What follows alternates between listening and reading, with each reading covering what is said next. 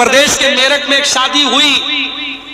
लड़के ने अपनी साली को साली ने आकर के घड़ी पहनाई, तो घड़ी पहनाने की जो रस्म थी उसका जो पैसा दिया दुल्हे ने 2.5 लाख रुपया दिया।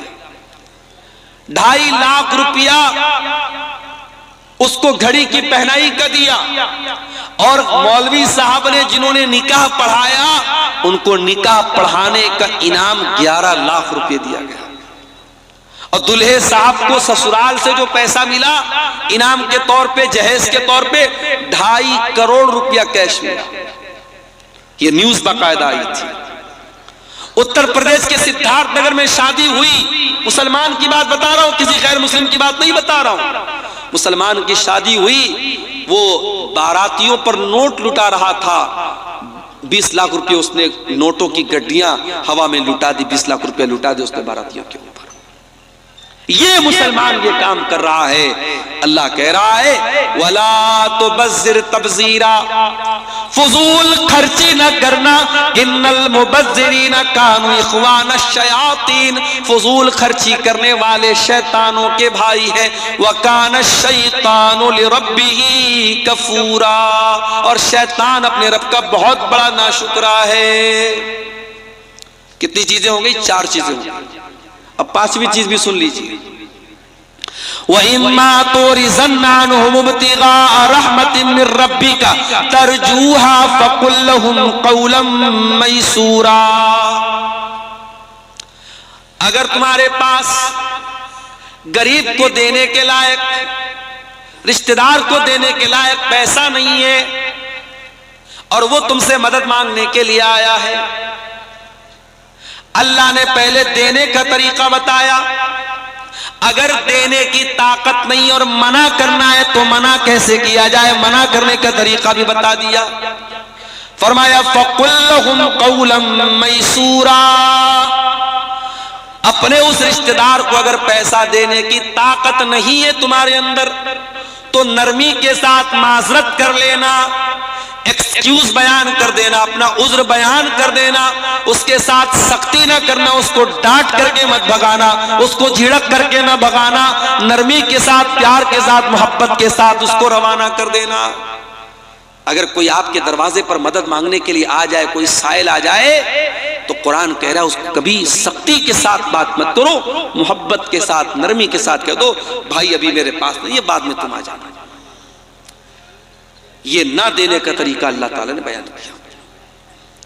उसके बाद फरमाया इन्ना रब्बका यबसुत, उसके बाद फरमाया वला तजअल यदका मगलूलतन इला उनुकिका वला तबसुतहा कुल्लल बस्ति फतक़उद मलूमन महसूरा।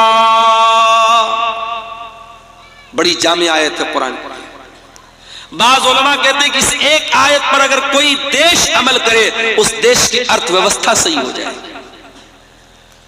आज हमारे देश की अर्थव्यवस्था क्यों चौपट है? क्योंकि मामला वही है, अंधेर नगरी चौपट राजा वाला मामला आ चुका है। आज हम रोड पर चलते हैं, चाहे रोड अच्छी हो चाहे रोड खराब हो, हर किलोमीटर पर आज टोल देना पड़ रहा है।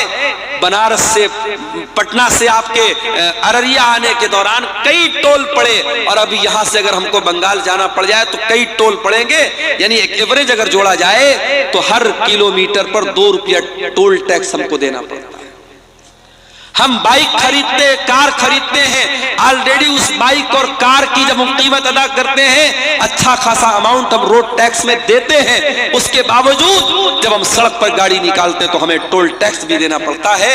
और इतनी इनकम के बावजूद आज कितने देश में हमारे भूखे मर रहे हैं। यानी देश की अर्थव्यवस्था सही नहीं हो पा रही है। कुरान हमें अर्थव्यवस्था को सही करने का तरीका बता रहा है, कुरान हमें इकोनॉमी को सही करने का तरीका बता रहा है।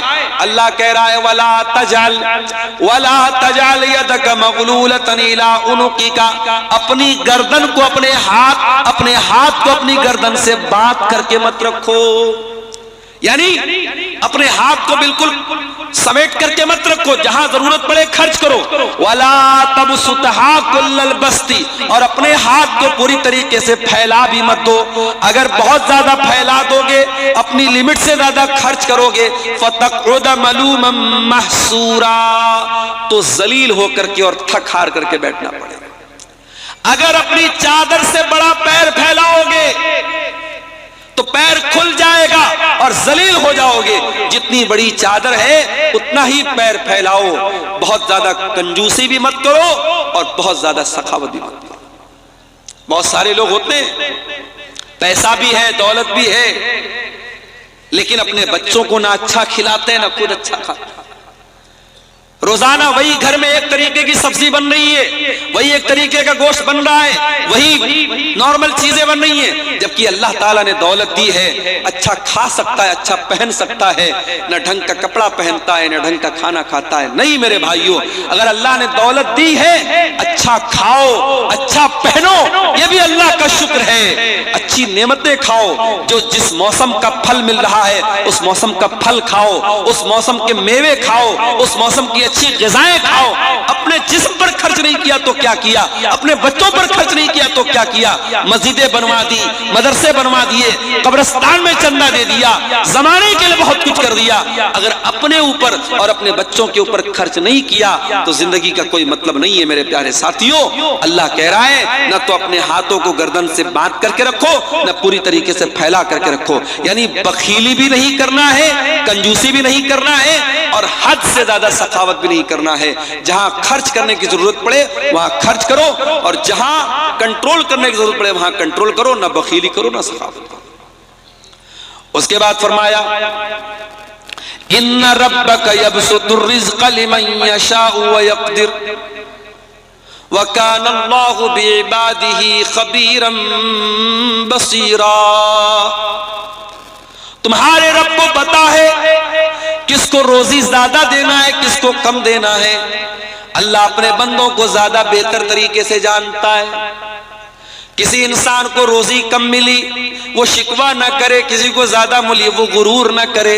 रोजी अल्लाह बांटता है, रोजी की तकसीम अल्लाह ताला करता है। अल्लाह को पता है किसको कितना देना है। दौलत तो कारून को भी मिली थी, रोजी तो कारून को भी मिली थी, और इतनी दौलत मिली थी कि कारून के खजानों की चाबियां बड़े बड़े पहलवान उठाते थे और बड़ी मुश्किल से उठाते थे। मगर कारून बड़ा निकम्मा आदमी निकला, अपनी दौलत पर नाश करने लगा, गुरूर करने लगा, तकब्बुर करने लगा, अहंकार करने लगा। उसकी दौलत भी गई, उसका खजाना भी गया, ईमान से भी हाथ धो बैठा, दुनिया भी चली गई, आखिरत भी चली गई। तो दौलत के ऊपर कभी गुरूर मत करना। हो सकता है दौलत आज है कल नहीं होगी। दौलत की तकसीम अल्लाह ने अपने हाथ में ली है, अल्लाह को पता है कब किसको कितना देना है। कभी इस पर भी हसद मत करना, अरे उसे इतना मिल रहा है मुझे इतना क्यों मिला, उसे ज्यादा मिल रहा है मुझे कम क्यों मिला। कभी इस पर भी हसद मत करना। अपने आप को बेहतर बनाने की कोशिश करो, अच्छा से अच्छा काम करो, मगर दूसरे की रोजी रोटी देख करके हसद मत करो, क्योंकि रोजी देने वाला अल्लाह है। अगर हसद करते हो इसका मतलब कि तुम्हें अल्लाह के फैसले पर, अल्लाह का फैसला तुम्हें मंजूर नहीं है, तुम अल्लाह के फैसले पर एतराज करते हो। उसके बाद फरमाया, वला तक़्तुलू औलादकुम खशियता इमलाक, और अपनी औलाद को तुम पेट के डर से कत्ल मत करो। इस डर से अपनी औलाद को कत्ल न करो कि कल वो मेरे साथ खाएगी कैसे। औलाद पैदा तो तुम करते हो मगर खिलाने वाले तुम नहीं हो।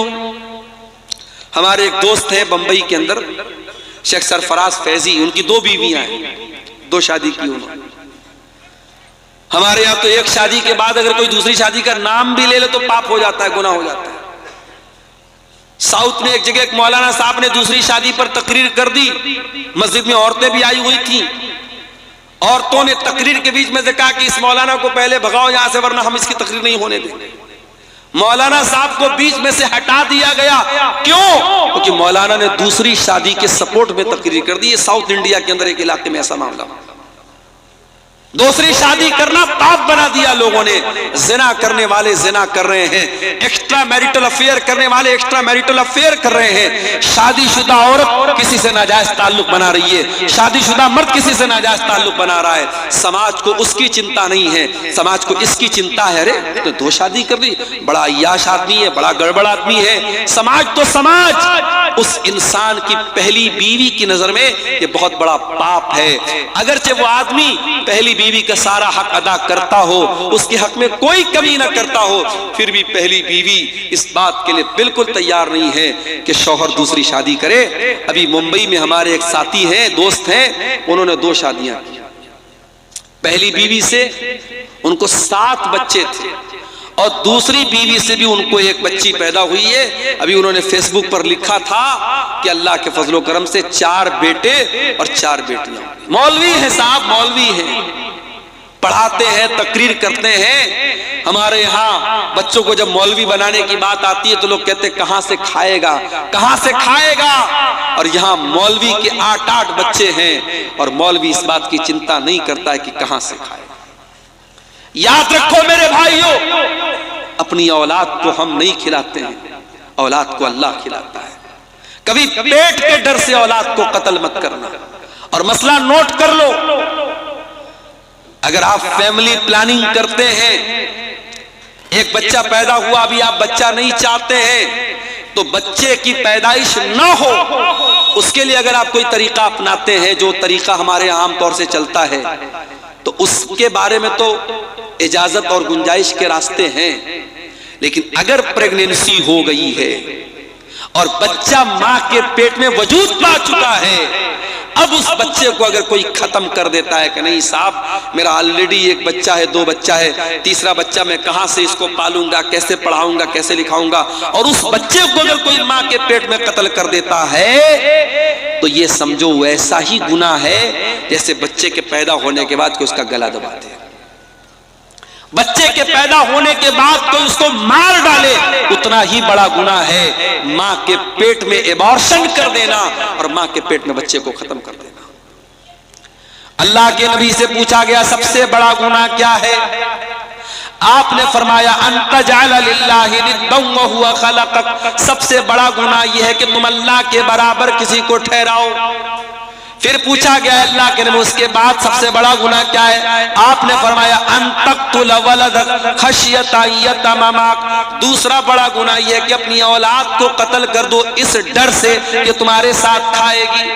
फिर पूछा गया अल्लाह के नबी उसके बाद सबसे बड़ा गुनाह क्या है? आपने फरमाया अन तुज़ानिया हलीलत जारिक, अपने पड़ोसी की बीवी के साथ तुम ज़िना करो। औलाद को कत्ल करना दूसरा बड़ा गुनाह है। औलाद को कत्ल मत करो। और सुन लीजिए, आज 1400 साल पहले लड़की पैदा होती थी और लोग उसको मार डालते थे। अरब के अंदर कुछ कबीले इतने जाहिल थे, बेटी पैदा होती थी उसको मार डालते थे। आज हम लोग इतने जाहिल तो नहीं है, पढ़े लिखे लोग हैं, मगर आज भी बेटी को मारते हैं।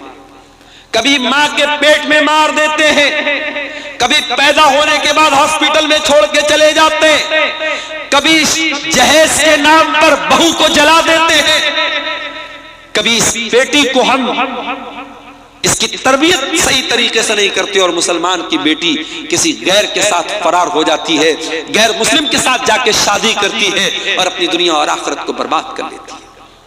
वला तक़्तुलू औलादकुम, अपनी औलाद को कत्ल मत करो मेरे प्यारे साथियों। याद रखो ये मदरसे इसीलिए चल रहे हैं कि आपके बच्चे दीन की तालीम हासिल करें। मैं उत्तर प्रदेश का रहने वाला हूं और मदरसों को लेकर के जो हालात सामने आ रहे हैं, मेरी पेशिन गोई समझ लीजिए या मेरा तजर्बा समझ लीजिए, आने वाले दौर में मदरसों को चलाना बहुत मुश्किल हो जाएगा। अभी आप ये मत सोचिए कि साहब हम तो बिहार में रहते हैं, हमारे यहाँ तो नीतीश जी की सरकार है, कोई मसला नहीं है। मदरसों को लेकर के बहुत अच्छे इरादे नहीं है लोगों के, मदरसों पर बहुत अच्छी नजर नहीं है। हमें अपने इन मदरसों में जो दीन की तालीम हम दे रहे हैं अपने बच्चों को, मेरे प्यारे साथियों, आने वाले दौर में इन मदरसों को चलाना भी बहुत बड़ा चैलेंज बन जाएगा। मैं सिर्फ यूपी की बात नहीं कर रहा हूं, पूरे ऑल ओवर इंडिया की बात कर रहा हूं। जो हमारे यहां जो कानून बन रहे हैं, जो सिस्टम आ रहे, परेशानियां खड़ी हो जाएंगी। इसलिए मैं कहता हूं अपने बच्चों को दीन कैसे सिखाया जाए इसकी फिक्र करो, इसकी चिंता करो। बच्चों को अच्छा खिला देना, अच्छा पहना देना ये काफी नहीं है। अगर आपने बच्चों को ईमान नहीं दिया, बच्चों को दीनी तालीम नहीं दी, तो बच्चों को सही तरबियत न देना ये भी बच्चों को कत्ल करने के बराबर है। और कुरान कह रहा है वला तक़्तुलू औलादकुम खश्यत इमलाक, अपनी औलाद को कत्ल मत करो पेट के डर से, फाका कशी के डर से।